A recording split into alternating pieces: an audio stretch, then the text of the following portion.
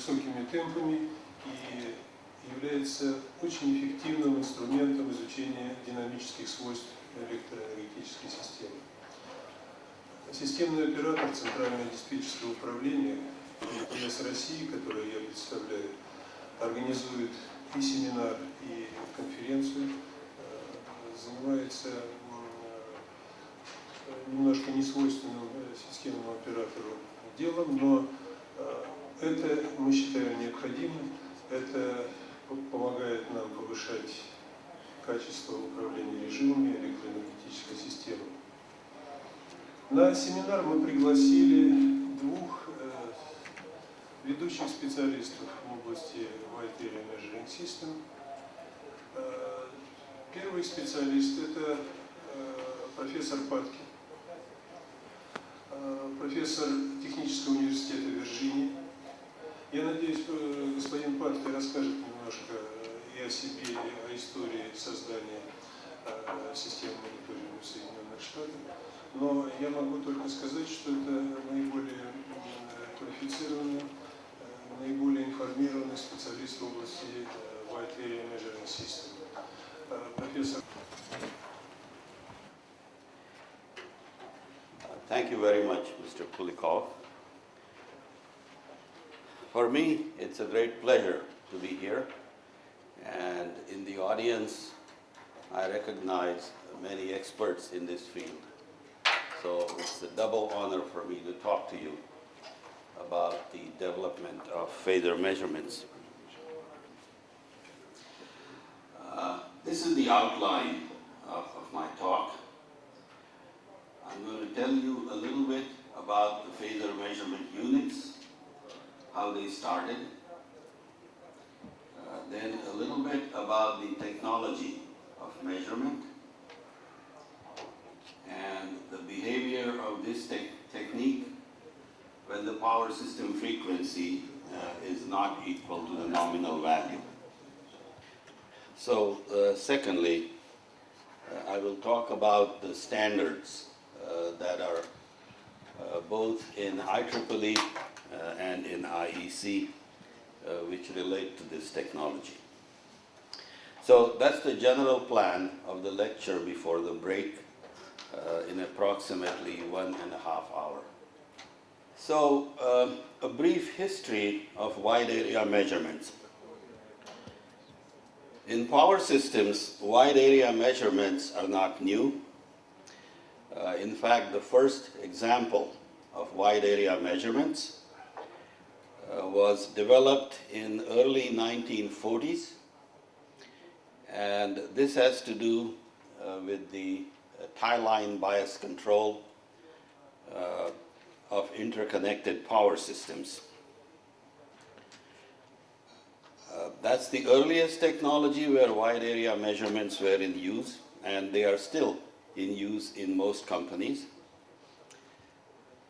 However, what we call the modern wide area measurement systems, they can be traced back to 1965, where there was an enormous blackout, and following that, there was a recommendation that real-time data be collected on power systems, and for that, the modern wide area measurements were developed. So this is a brief outline of the tie line bias control. That's a simple representation of control of generator speed so that you maintain the frequency at the nominal value even as the load changes. And usually this is a governor characteristic, so that if the load changes, then the frequency drops because of the inertial and governor response, and then the tie line bias control brings the frequency back. The central idea in that control, now remember this is 1940, was to have a control of generator frequency automatically so that both the schedule of the tie lines as well as the system frequency was kept at a nominal value. And at least in the Western literature, in the US and so on. The technologies of area control error, which is a measurement of deviation from the scheduled tie line and the deviation from nominal frequency. At least in the United States, this technology was developed by Mr. Nathan Cohn, who used to work for Leeds and Northrop at that time. So this wide area measurement system of 1940 consisted of the following measurements. The real power on the tie lines with your neighbor. Those were brought to the control center in real time. Now this is real time in the old technology, so that there was no idea of synchronizing anything. You simply took the measurement in a scan mode, so that you send data from one tie line, then the next, then the next, and then the next, and so on. So at the control center, the tie line flows, and these were analog measurements using analog communication systems, so they were subject to noise and many other difficulties. But the tie line flows were brought to the center, and then the frequency was measured locally, and from that the dispatch was calculated. So the cycle for this was probably of the order of every 5 to 10 minutes or so. So you have a new set of measurements coming in, and then you make a new calculation of generation to match the frequency and tie line. That's the oldest technology, beginning 1940.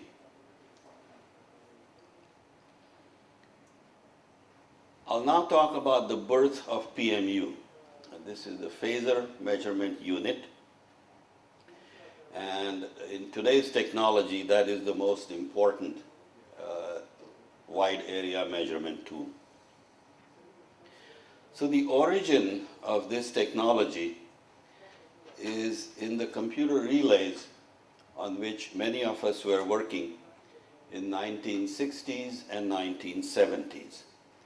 The idea was to replace the analog, that is electromechanical, and electronic relays by computer relays. Our own group, I used to work for a power company at that time, and our own group was working on development of a transmission line relay in the early 70s, 1970s or so.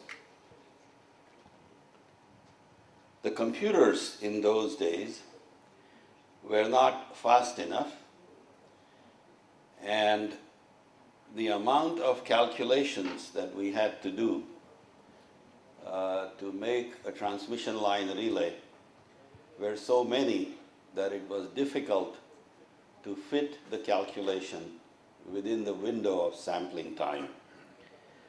So in our group, this led to a development of a new relaying principle called symmetrical component distance relay. The idea was to protect a transmission line, you have to make 6 complex calculations between samples. Those are phase measurements, voltages, and currents. So by rearranging the equations and using symmetrical components, we developed a technique where a single equation could cover all 6 types of faults. This was a big breakthrough in those days, and then we could accommodate all the calculations in real time. Computers have become very fast now, so that this is no longer an important relaying development. However, as a part of this relay, we had a fast method of calculating symmetrical components, and it became clear to us, this is 1980 or so, that the positive sequence measurement of voltages and currents is itself of great interest and great importance. So, although the symmetrical component distance relay is no longer an important development. The technique of measuring positive sequence that came at that time is at the heart of the phasor measurement units. So around that time, 1982, I myself moved from a power company to a university where I work at present, Virginia Tech. And I and my colleagues took this device, which was basically a relay, and started using the positive sequence measurement for other applications. This development was funded by many power companies in the US, as well as a government agency, Department of Energy. And the first prototypes of these units were built around 1986 in our lab, and about 10 of these were installed in the field among the companies Bonneville Power Administration, American Electric Power, my company, and New York Power Authority. Next slide. So this is a picture of our first phasor measurement units that were developed in the lab. In those days, now remember this is 1982, 82, 83 in that time frame. The GPS receiver, in those days, the GPS system was not completely developed. There were only something like 6 satellites in the system, so that you would get satellites for maybe 6 hours during the day, and then for 18 hours, no satellites. So in those days, we used to buy GPS receivers with very precise clocks in them, which could maintain the precision of timing for 18 hours without the satellites. And you're seeing 2 of those GPS receivers by different manufacturers. And just to give you an idea of prices, those receivers in those days, this is 1982, were costing about $25,000 US dollars each. Today, with the complete system of satellites existing, you can build a GPS receiver for a few $100s, as you know. So that's the GPS receiver. Then is the phasor measurement unit itself. And in those days, we used a Motorola machine, and this is simply a commercial Motorola machine. The signal conditioning unit is very much like a relay front end, where you have a surge filter and anti-aliasing filter, much as you would have it in a computer relay. So that's no different. And finally, the user interface, which was just a normal PC in those days. So there are something like 10 of these units in existence around the country, and many companies still have them as a historical record. So those were the first PMUs deployed on transmission networks. In the AEP system, it was at the 765 kV station, and in BPA, the 500 kV, and in the NIPA area, I think 735 kV ties with Canada.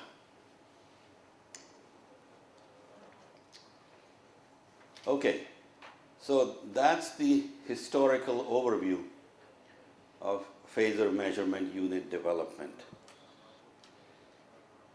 I will now talk briefly about how these things are calculated inside a computer.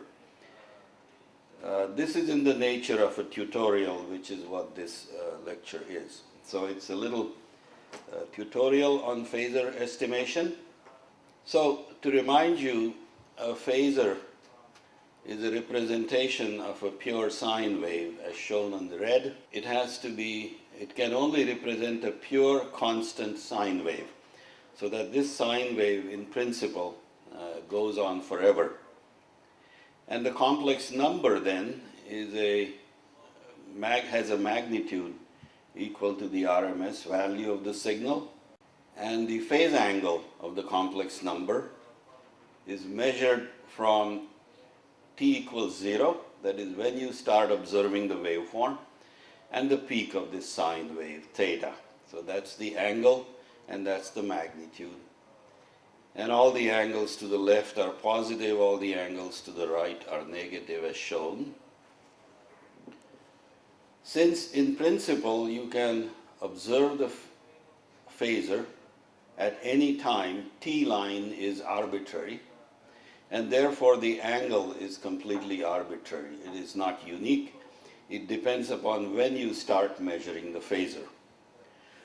However, if you measure two phasors with the same starting time, then the phase angle differences are correct, and almost always we are not interested in the absolute angle, but the angle differences between phasors. When the sine wave is not constant, it is understood that the phasor is a fundamental frequency component of the sine wave. So if there are harmonics or non-harmonic transients, it's assumed that the phasor is just the fundamental frequency component of it.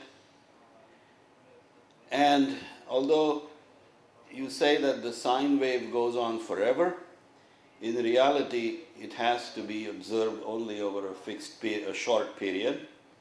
So once again, it is a fundamental frequency component as observed in a short window.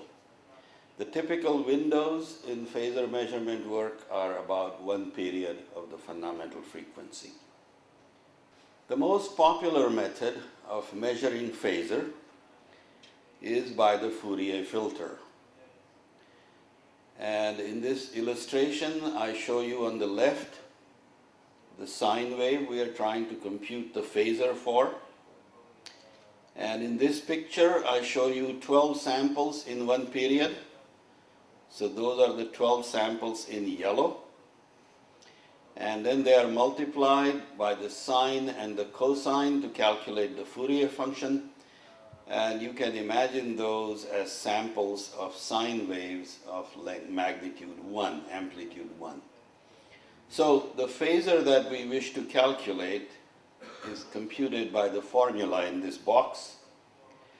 Square root 2 because of the RMS calculation, and n is the number of samples. So in this example, n would be 12. And the period between the samples, if I sample 12 times a cycle, is 30 degrees. So these are cosines and sines of 30. And this is the formula that calculates the complex phasor that we wanted. This is the most popular technique used in PMUs. However, there are other names that you find in literature.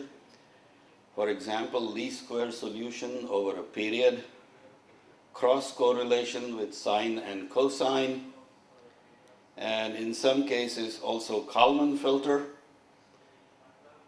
Under certain properties of the noise, Kalman filter as well as the cross correlation and as well as the least square, they all produce the Fourier result.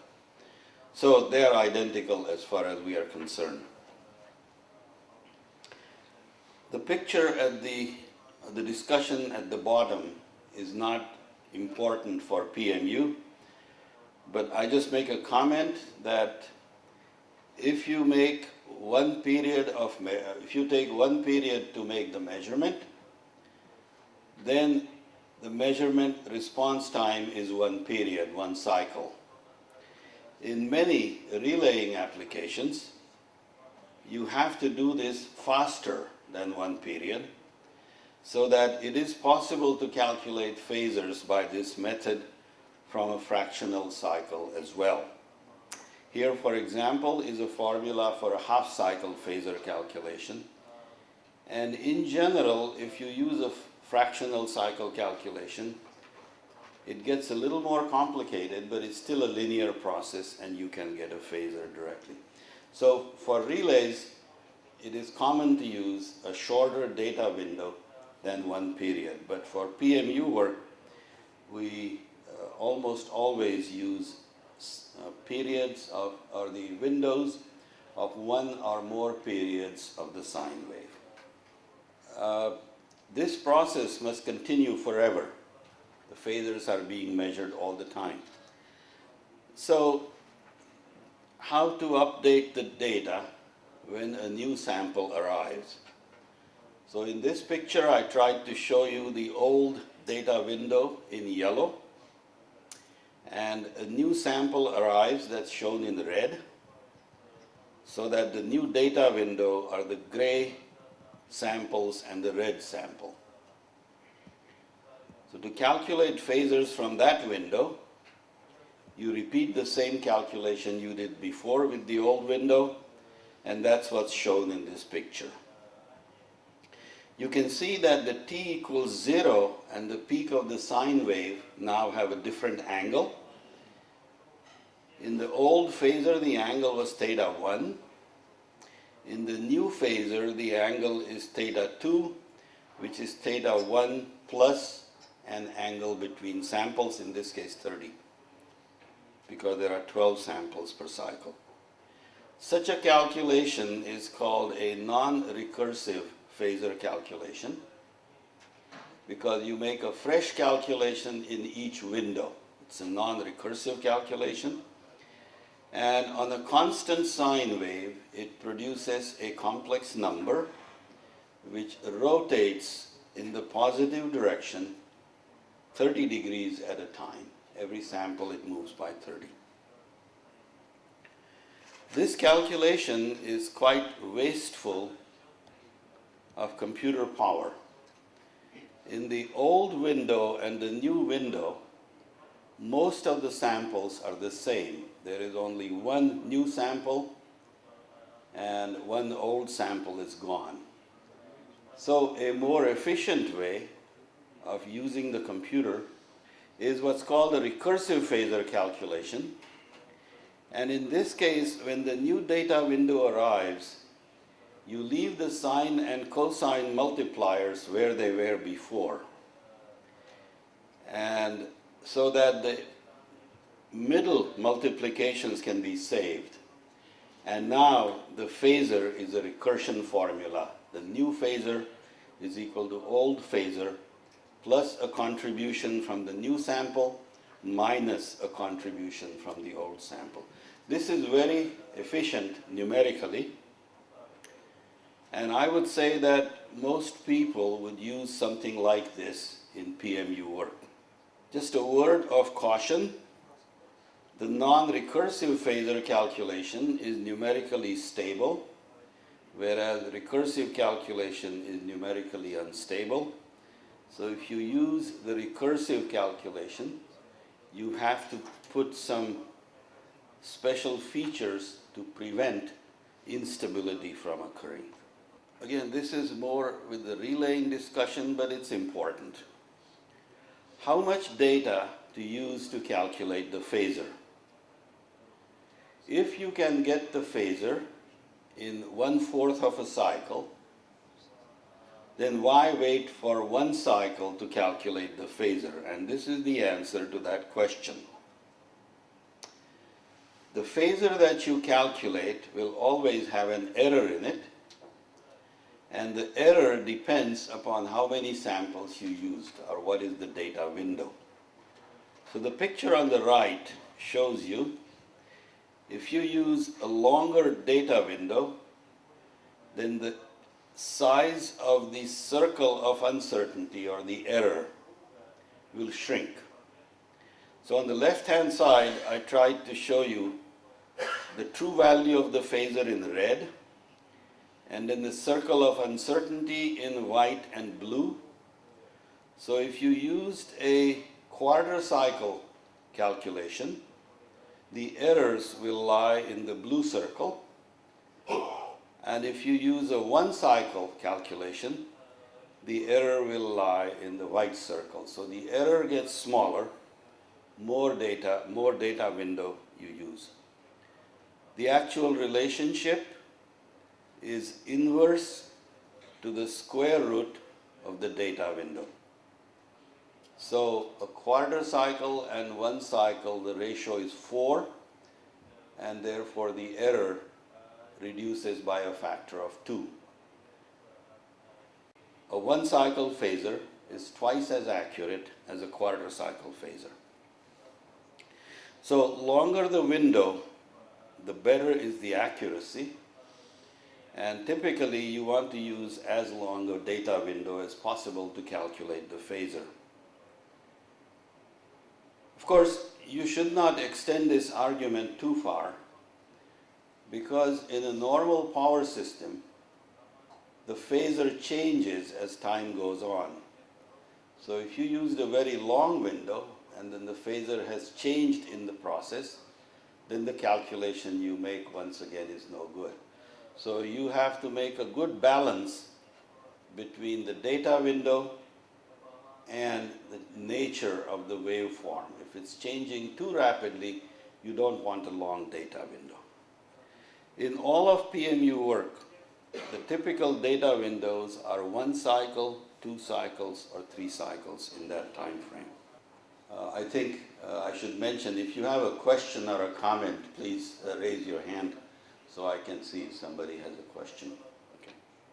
So we continued with this development so far for relays, but then in about 1985 or so, it became clear that this is a very powerful measurement technique, and if you can make use of the same T equals 0 in 2 substations, then the phasor that you calculate in the 2 substations, those 2 phasors can be put on the same phasor diagram.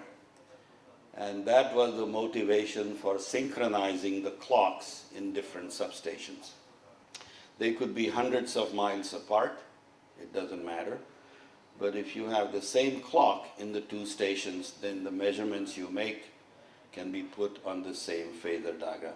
T equals 0 must be the same in 2 stations. The idea of synchronizing measurements also is a little bit old. The first use of synchronization was made in Canada, as far as I know, because they wanted to measure the phase angle across a very long AC transmission line. People have tried various sources. They could send a synchronizing pulse from one station to the other and use that pulse for synchronization. Some people tried radio, and a more successful experiment in the late 80s was using the weather satellite, the GOES. The GOES satellite had a nominal accuracy of the order of 100 microseconds. Sometimes you got 10 microseconds from it, but sometimes you got 1 millisecond from it. So it was, because the GOES satellites are in synchronous orbit, as their altitude changes, to stabilize them, they have to move them up and down. And as you do that, the precision of the clock changes. So the people that use the GOES satellites had to live with errors, sometimes errors in synchronization of the order of a millisecond. A millisecond on a 50 hertz power system is 18 degrees, and a millisecond on a 60 hertz power system is 21 degrees. So with those kinds of errors, the measurements were practically useless many times. However, as I said, late 80s, the GPS became the signal of choice, and almost everyone knows enough about GPS systems now.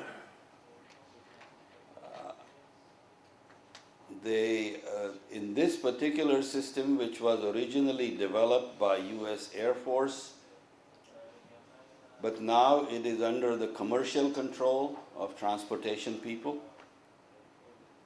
and it is used by aircraft and cars and boats, so it's quite universal in civilian applications. In this system there are 24 satellites in 6 planes around the Earth, and at any point on Earth you have at least 4 satellites visible, and I have seen as many as 9 or 10 at one time.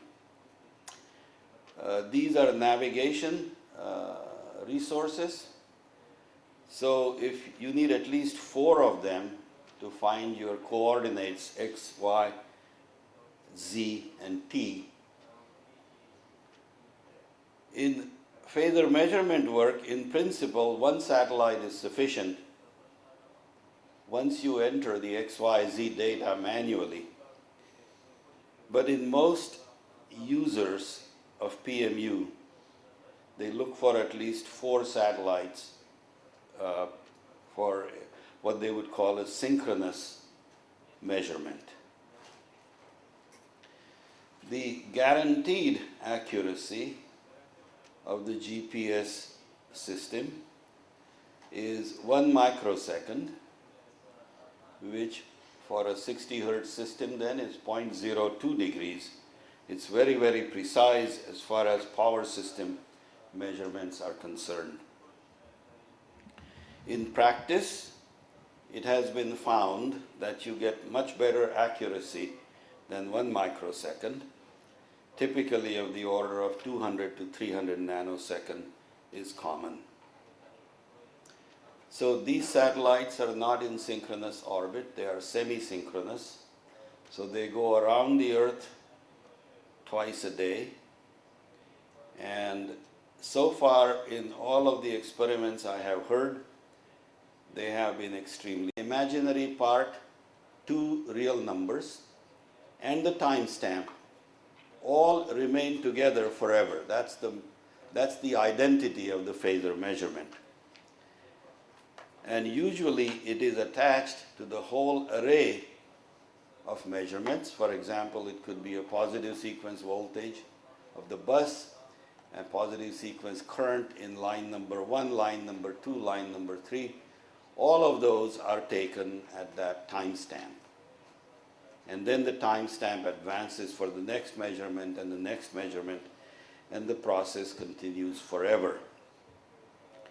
So because the timestamp is attached to the measurement at the source, it is now not important what is the speed of the communication channel. I show you a modem with a communication link, and it doesn't matter how fast that link is because the measurement itself carries the timestamp. So at the receiving end, when these measurements come from different substations, all you have to do is to check the timestamps, and when all the timestamps are collated together, what you then have is a simultaneous measurement set from all the substations. So timestamp is at the source, and therefore communication speed does not matter. Of course, this is not strictly true, because it depends upon what use you wish to make of this measurement. If you wish to make use of the measurement for control or for relaying, then you cannot have a very slow communication channel. Especially for real-time control, it is necessary that the data latency, that is to say, when the measurement was made and when you receive it, the latency should be of the order of 40 to 50 milliseconds, not slower than that. So, although in principle it doesn't matter what the channel speed is, in reality, depending upon what use you wish to make of it,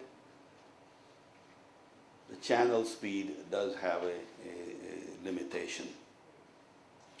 In the very early days, when we installed these units, we were leasing telephone circuits from the telephone company, and we had fairly long latencies of the order of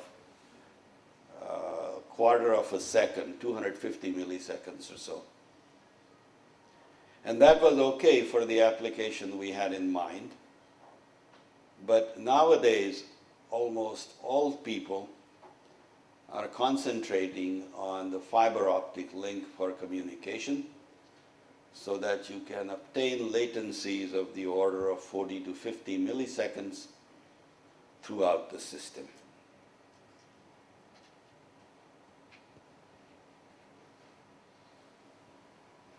For applications like state estimation, it's not necessary to be that quick, but certainly if you wish to do relaying and control, you shouldn't be much slower than that.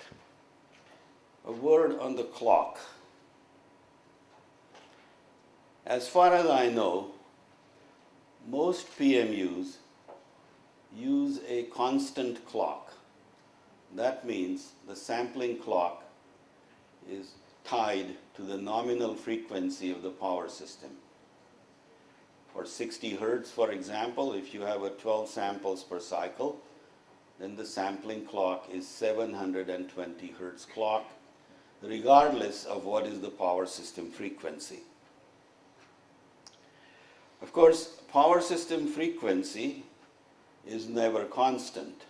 It changes around a nominal value.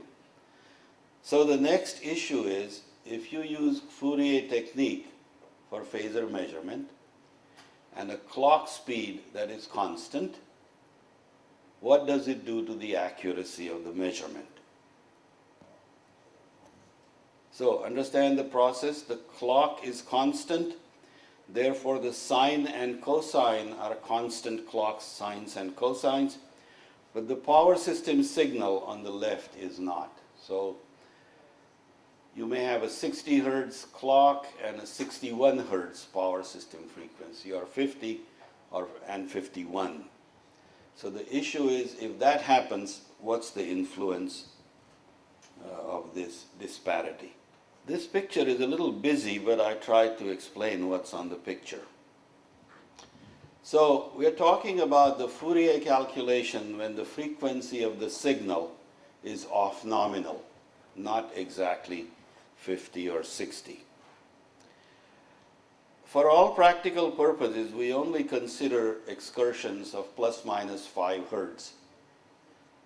This is most unusual to see something like this, unless you have a hydro unit that is starting, and under those conditions the frequency could be quite different. But for normal power system measurements, the frequency deviation should be less than 1 hertz plus minus. Typically a quarter hertz or tenth of a hertz is all you see. Okay, so on this busy picture, the red line is the off nominal frequency signal. That's the actual power system voltage, let's say. The definition of phasor is independent of the frequency. So the phasor representation of that red line is still an RMS value and an angle of phi, where the RMS value is the peak divided by root 2 as shown here, and the phi is the angle between t equals 0 and the peak of the sine wave. That never changes. We are trying to calculate that x. However, the sines and cosines that we are using are at the nominal frequency. And those are, so that's what made the picture busy. I have a sine and a cosine at the true frequency and a sine and a cosine at nominal frequency. I hope you see what's happening. Your power system frequency is not nominal. The clock is tied to the nominal frequency. And you're going to use the Fourier calculation to calculate the phasor, and the true answer is this x. This is what you want. So that's the same thing explained in a picture that's familiar to you. Just notice on the left-hand side that now the samples are not exactly on one period. They are a little bit different, this frequency is a little bit higher than nominal. But I'm going to use this formula that's at the bottom to calculate the phasor. And I call this phasor x with a hat on it. That's the Fourier calculation. And x hat is not equal to x that I want. So the issue is, what's the error in x hat when the frequency is not nominal? This is just a result, and I'm going to put it on so you have it, but I'll show you what this means. So look at the top equation first. That is the x hat that I calculate. The true value is x, which is on the right-hand side. So the wrong value is equal to a multiplier times the true value and a moving angle at a speed omega minus omega 0. If omega is the actual power system frequency and omega 0 is the nominal frequency, then this multiplier is the difference of the two frequencies in the first term. And the second term is Q multiplied by the true phasor complex conjugate and an angle which is omega plus omega 0. The formula for P and Q is at the bottom, and on the next slide I show you what P and Q look like. The function P that appeared on that equation, with a variation in frequency of plus minus 5 hertz, is shown in yellow line. So if your frequency is plus minus 1 hertz deviation, P is almost equal to 1. So it's not necessary to consider the value of P in your calculation as long as the power system frequency is close to the true value. In the extreme cases, you have something like a 12% attenuation because of this measurement. The angle at plus minus 5 hertz deviates by 15 degrees. So P is a multiplier on the true value, which is almost 1. The function Q, which appeared in the second term, is 0 at the true frequency, so that the second term disappears when you are at the right frequency. And typically, the magnitude of Q is about 1% per hertz. So if you are nominal frequency 50 and the real frequency 51, then the factor Q is about 1%. So it's very small, but nevertheless it's there. This is a graph where I try to show you what P and Q do to the phasor calculation. The line in blue, which looks sort of white, is what I calculate by Fourier method. At off nominal frequency, the true value I want to calculate is x, shown in yellow. So instead of getting x, I get x hat, and x hat is related to x by the yellow line and the purple line, px plus qx star. The px term rotates at omega minus omega 0, and qx term rotates at omega plus omega 0.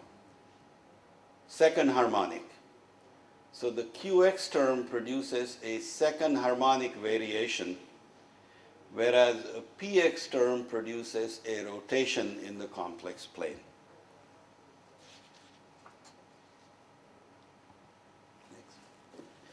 So if you calculated the phasor by this technique, you would get a magnitude which has a second harmonic ripple on it, and the phase, this is a constant sine wave at 51 hertz, let's say, or 61. You would get a second harmonic ripple about 1% in magnitude, and the angle has an average slope of 1 revolution per second, omega minus omega 0. So if your actual frequency is 51 and the nominal is 50, then the phasor on the average rotates 1 revolution per second. This is the recursive phasor. Riding on top of that, once again, is a second harmonic of the order of 1%. So, off nominal frequency, measuring a single phase quantity, single phase sine wave, if you did nothing else, would produce a phasor that shows this kind of behavior. So people that use single phase measurement for some application have to take into account what's happening. Since you know this is a second harmonic, it's very easy to eliminate that because we know the frequency. So the post-processing of this phasor, of a single phase measurement, is to average out the angle and the magnitude by some technique which gets rid of this second harmonic. And this is quite commonly done. I'll show you at the end an instrument that my colleague has built where she uses a single phase measurement and then she has to apply this post-processing to get rid of this ripple. However, in the positive sequence measurement, a most interesting thing happens.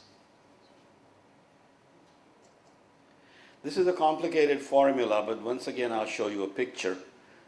But look at this formula. What it says, if the power system is unbalanced, so that at off nominal frequency, it had 0 positive and negative sequence quantities.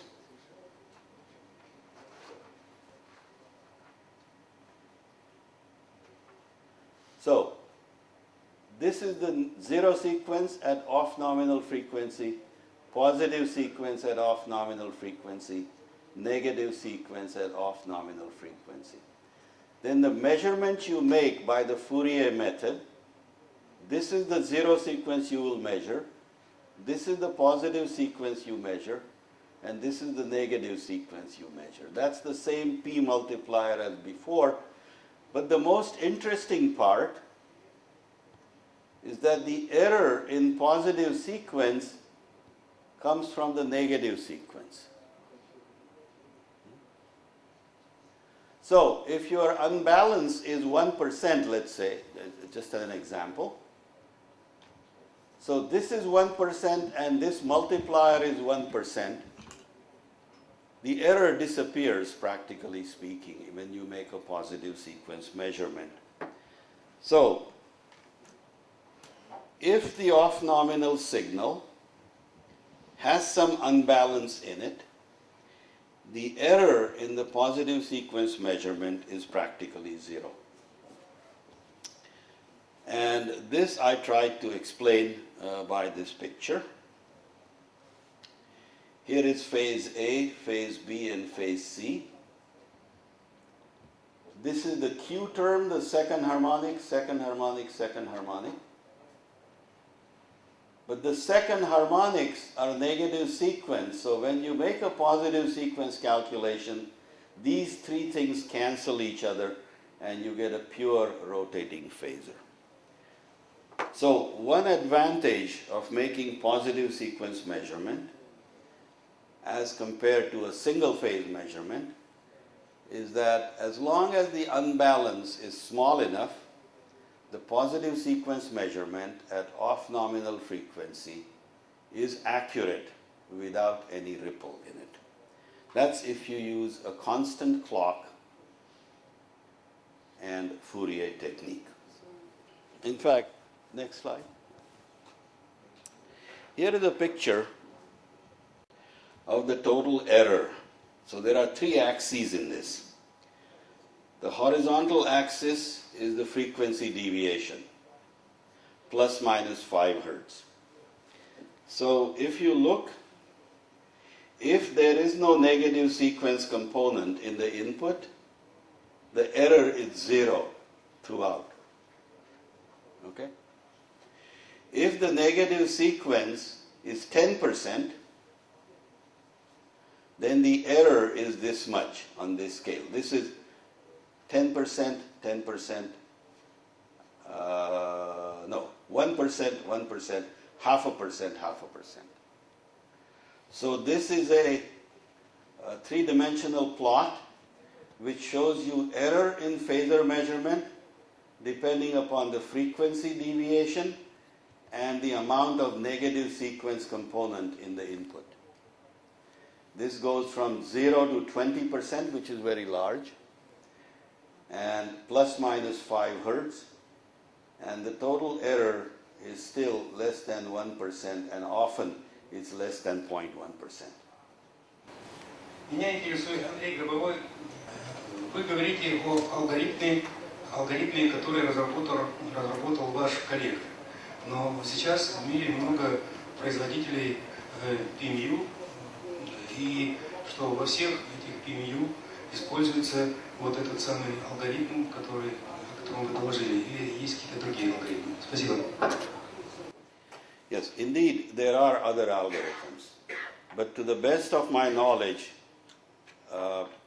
most PMUs use this algorithm. I should mention one other variation, which is Fourier, but the clock is no longer constant clock. The clock is synchronized with the power system frequency. There are some PMUs like that. So if that is done, then you have no error in phasor calculation because the clock frequency and the power system frequency are tied to each other. So the discussion I gave you is only applicable to those PMUs which use Fourier method with a constant clock. And I would say that majority of PMUs do that. That's right. Okay. Each manufacturer has their own way of handling these things. But the point was made that one important step in this is to estimate the power system frequency precisely. So you saw my picture of the phase angle. Can you go backwards? If you took a slope of this yellow line, it measures omega minus omega 0 by taking the rate of change of that angle. And that is a very accurate way of measuring power system frequency.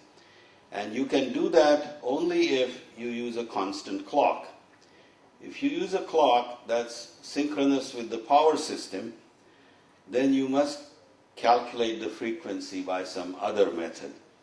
But most people that use the constant clock PMU take a rate of change of this yellow line, average rate of change, and that is a very precise frequency measurement. In fact, to my knowledge, one manufacturer builds an under-frequency relay exactly based on this principle. So he takes the angle, post-processes it, which means gets rid of this ripple, and then over a period of about 100 milliseconds, makes a least square estimate of this slope. And that is a very precise frequency measurement. In the development model in the lab, that instrument could measure frequency differences of 0.0005 hertz. So very precise frequency measurement is possible. And once you know the frequency, then all the multipliers are known, the P and the phase angle and the Q and the phase angle. And if you wish, then you can compensate for the variation in frequency. Any other comment? В энергообъединении фазовые отличия могут достигать больших углов, чем плюс-минус 180 градусов, скажем, за счет большой пространственной отдаленности. Как в этом случае проводить фазовые измерения, если угол набегает больше, чем вот плюс-минус π? Yes, that question comes up often. There are some systems where, as you say, the angle could be quite large. So the normal PMU measurement puts angles in a certain range, could be minus pi to plus pi, or 0 to 2 pi, one or the other. The only way to measure angles which are greater than, let's say, 2 pi even, is to have a angle measurement process which doesn't come back to the first quadrant and then to the fourth and the first and the fourth. But you must correct the angles. When the angle wants to jump, you add 2 pi to it. So when the angles are very large, your measurement systems must not return the calculated angle to 0. It should continue to raise it all the time. It is, in the US practice, we have not seen the need for this, but I know that such things exist, yeah. Does that answer your question? Is that okay? Yes. И второй вопрос. Возможно ли применение техники быстрого преобразования Фурье, fast Fourier transform, при измерениях, о которых вы говорили? Yes, in fact, DFT is just one part of FFT, and many people are using FFT hardware and just taking one frequency from it. Anything else? It's time for a break now? No? Okay. All right, take a break.